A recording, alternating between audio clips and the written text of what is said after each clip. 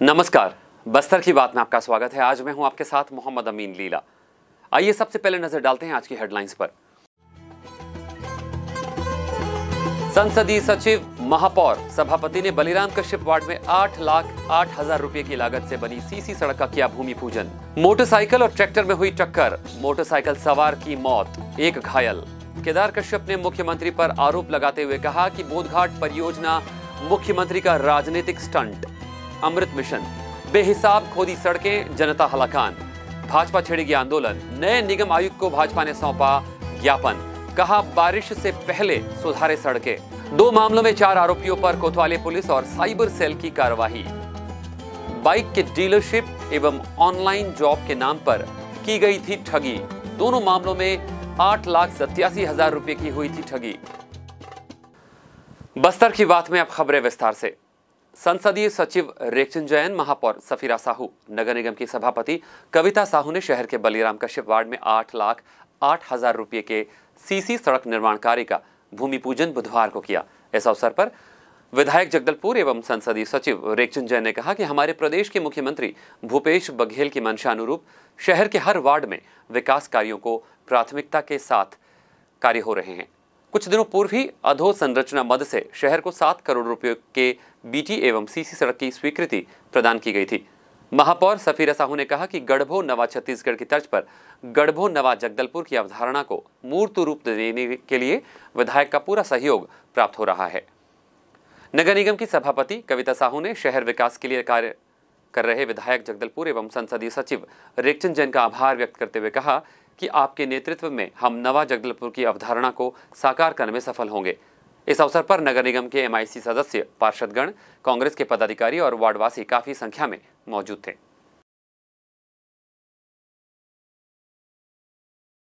परपा थाना क्षेत्र के कंगोली एलआईसी कॉलोनी में मंगलवार की शाम एक ट्रैक्टर और मोटरसाइकिल में भिड़ंत हो गई।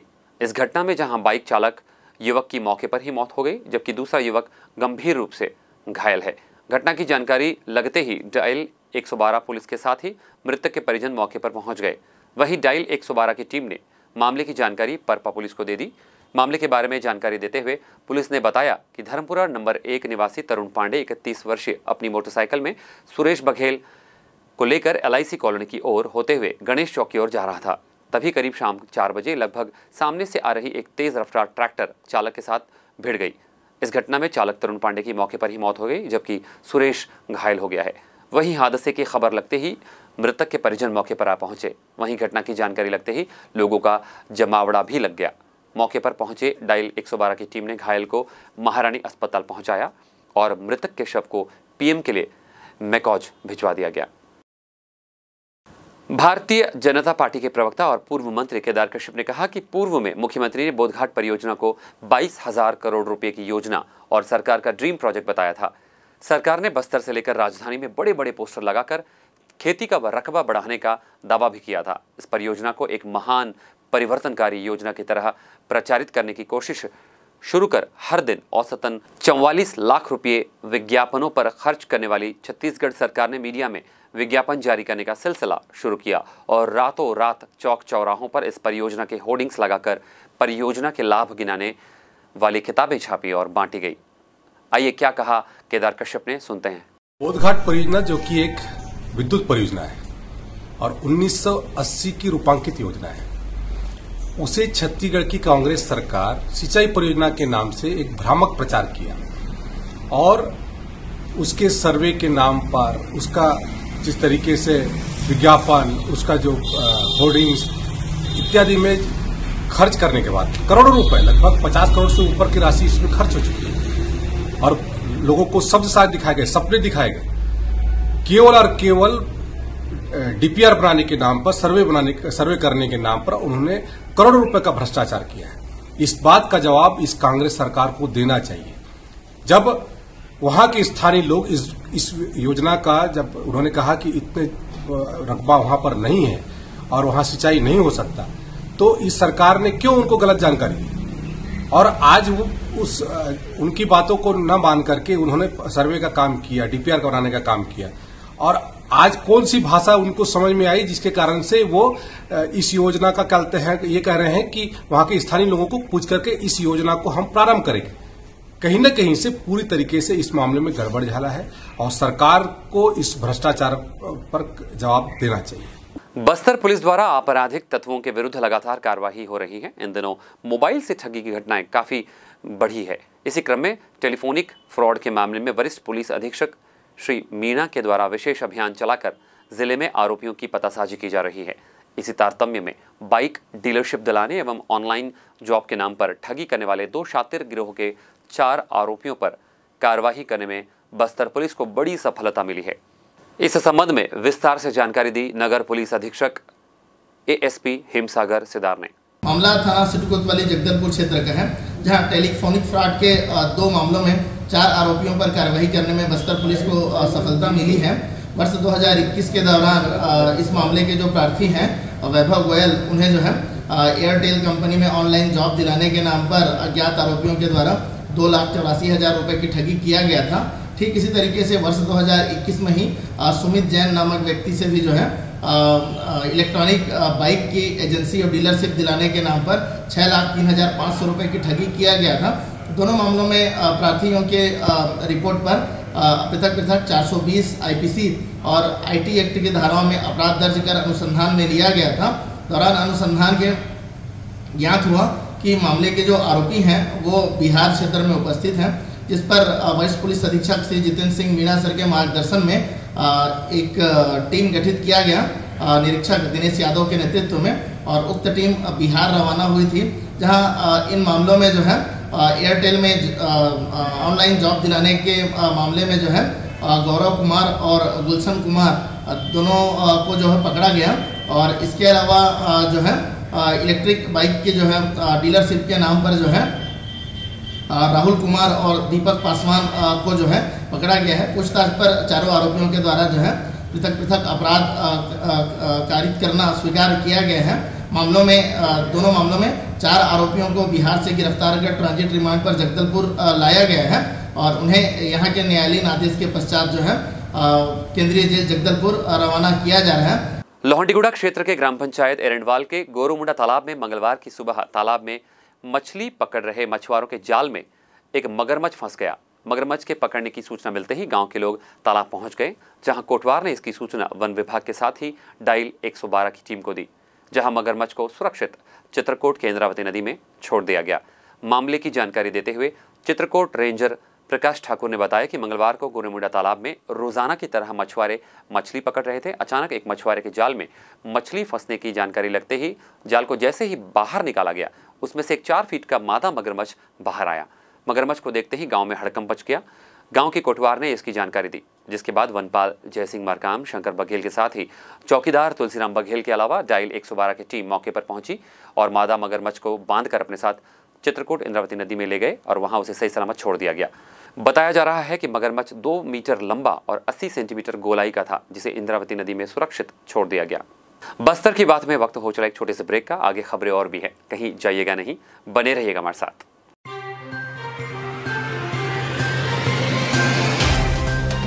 सफर जगतुगुड़ा से जगदलपुर का नित नई करवट लेता शहर हमारा, चौक चौराहों से होता हुआ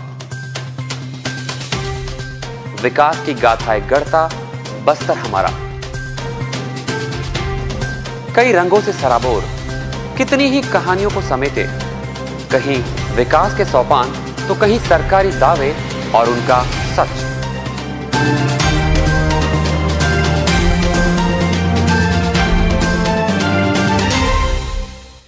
आतंक से दहलते जंगल, जमीन और जीवन, साहस और धैर्य से करवट लेती जिंदगी, राजनीति की चौसर के जाने अनजाने दांव, व्यवस्था की खूबी, कमी और खामी, खूबसूरत नजारे। अब होगी हर बात हमारे साथ, बस्तर की बात।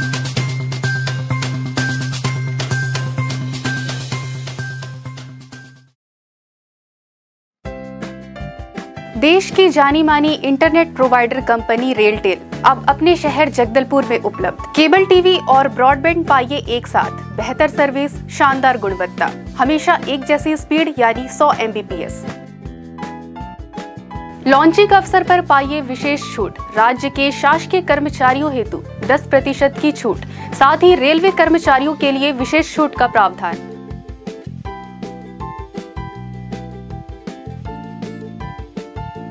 इंटरनेट कनेक्शन हेतु तत्काल अपने केबल ऑपरेटर से संपर्क करें या कॉल करें 9425262386 पर या 9617185020 पर।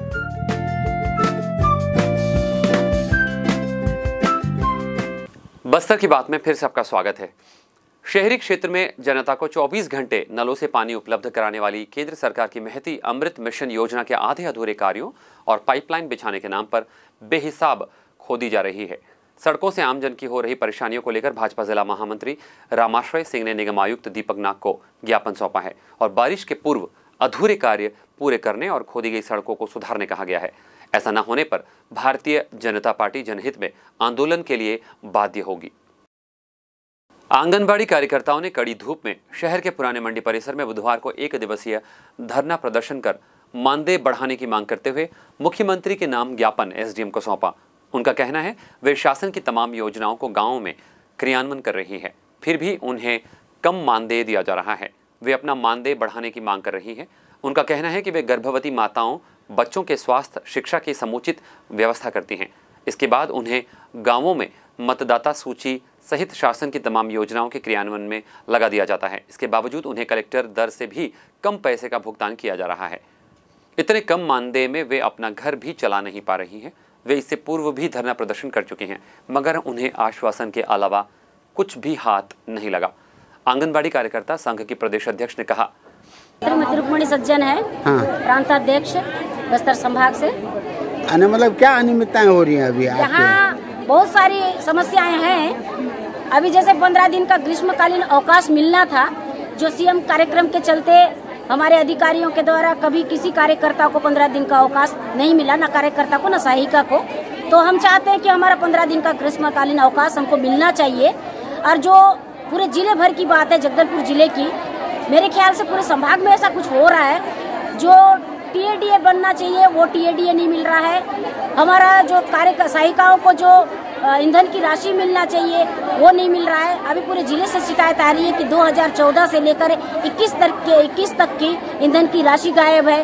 और जो फ्लेक्सी फंड की पैसा होता है, जो आंगनबाड़ी की साफ सफाई, झाड़ू पोछा, बर्तन, साबुन वगैरह जो भी खरीदने के लिए जो 1000 रुपया फ्लेक्सी फंड आता था, वो भी लगभग बंद हो चुका है, उसको भी नहीं मिल रहा है।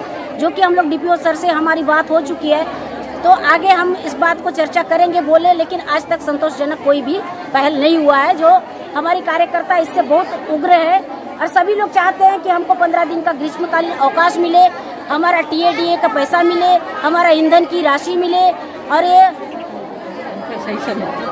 और मानदेय जो है 6500 मिलता था वो अभी 2 या 3 महीने से लगभग 4500 ही मिल रहा है, जो कि राज्य सरकार का 2000 मिलने वाले अतिरिक्त मानदेय अभी नहीं मिल रहा है।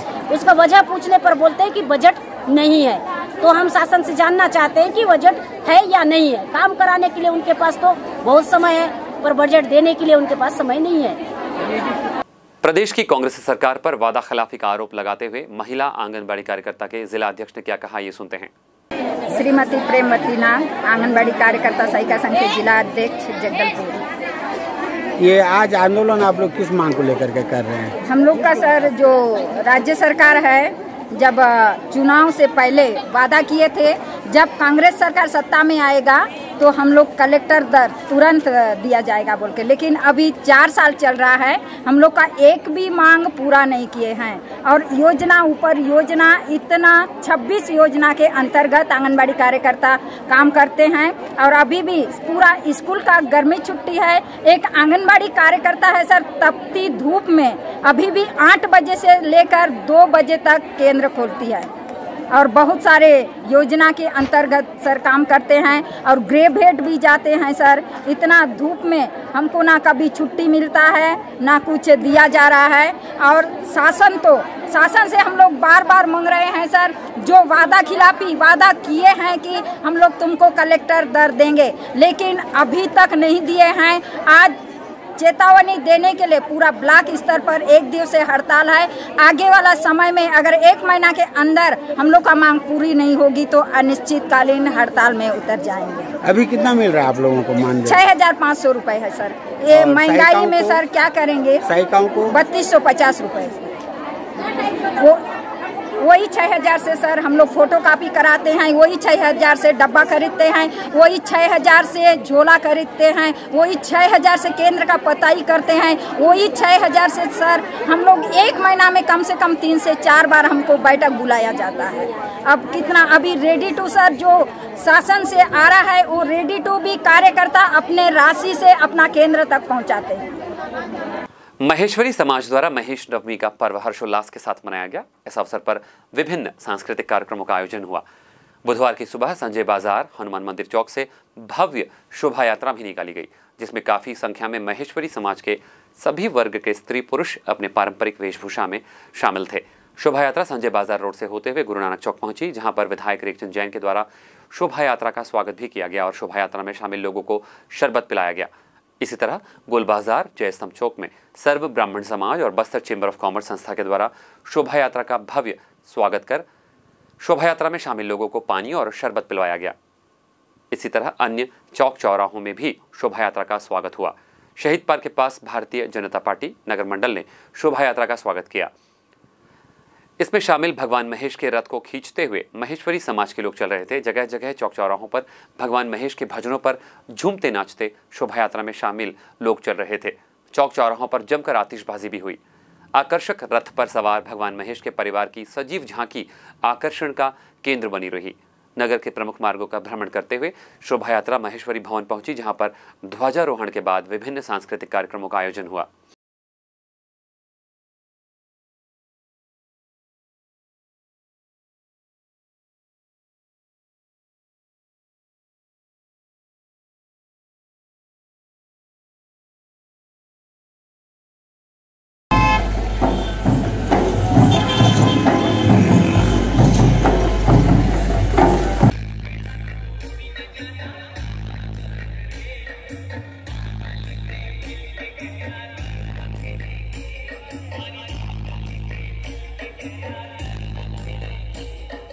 आप हमारे समाचारों को YouTube पर भी देख सकते हैं। आइए अब चलते चलते एक बार फिर से नजर डालते हैं आज के हेडलाइंस पर।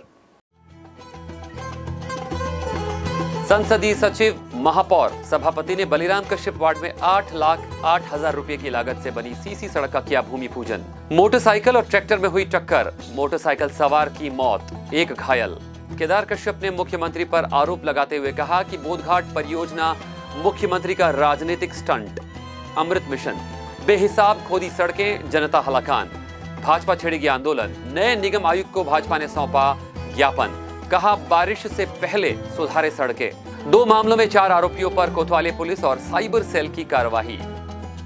बाइक के डीलरशिप एवं ऑनलाइन जॉब के नाम पर की गई थी ठगी। दोनों मामलों में 8,87,000 रुपए की हुई थी ठगी। आज के समाचारों में बस इतना ही। कल आपसे फिर होगी मुलाकात कुछ और ताजा तरीन खबरों के साथ। तब तक के लिए हमें दीजिए इजाजत। नमस्कार।